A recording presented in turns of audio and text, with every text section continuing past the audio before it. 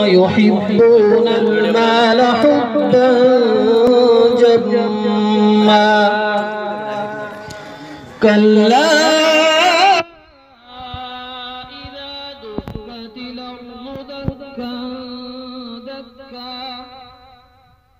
وجاء ربك والملك صفا صفا وجيء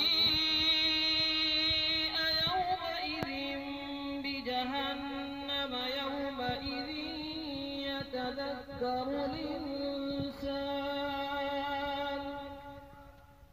يومئذ يتذكر الإنسان وأنى له الذكرى يقول يا ليتني قدمت لحياتي فيومئذ لا يعذب عذابه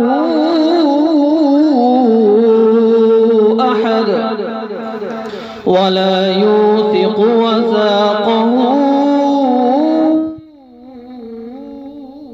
أحد يا